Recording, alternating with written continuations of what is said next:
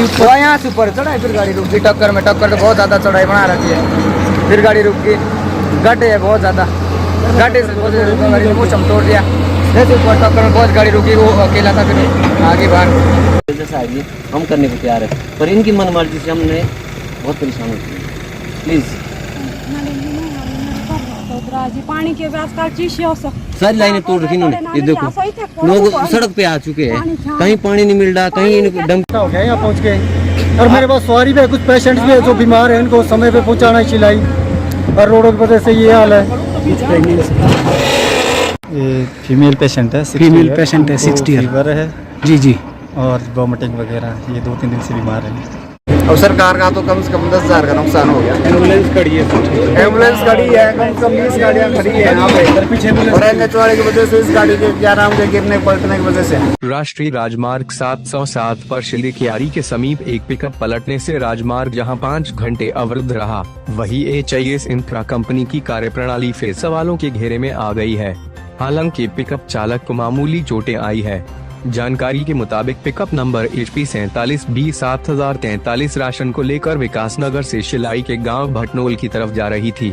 शिली कियारी के पास खड़ी चढ़ाई, बड़े गहरे गड्ढे व सड़क में वितरित मलबा होने के कारण अनियंत्रित हो गई और सड़क पर पलटकर दुर्घटनाग्रस्त हो गई है।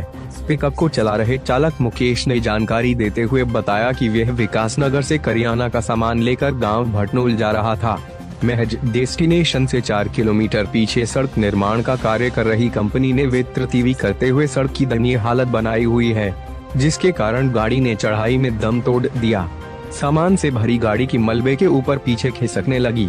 जब तक गाड़ी को कंट्रोल किया जाता उससे पहले ही पीछे जाकर गहरे गड्ढे में टायर जाने से पिकअप सड़क पर पलट गई है।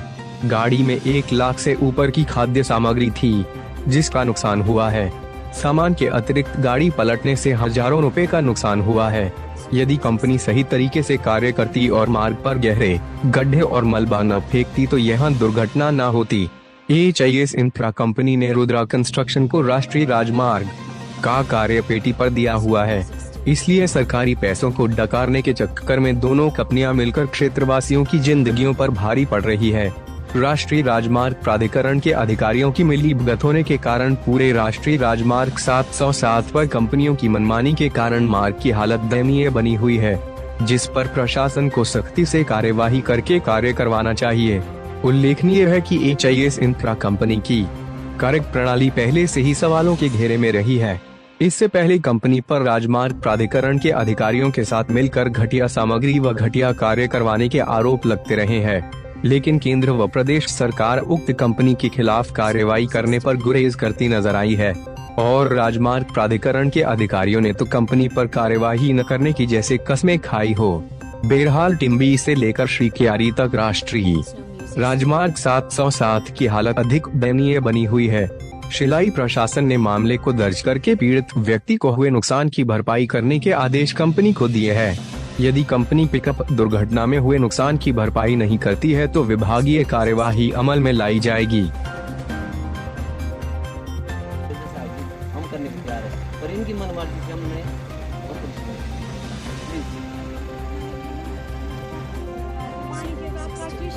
सारी लाइनें तोड़ रखी इन्होंने। ये देखो लोग सड़क पे आ चुके हैं, कहीं पानी नहीं मिल रहा, कहीं डंप।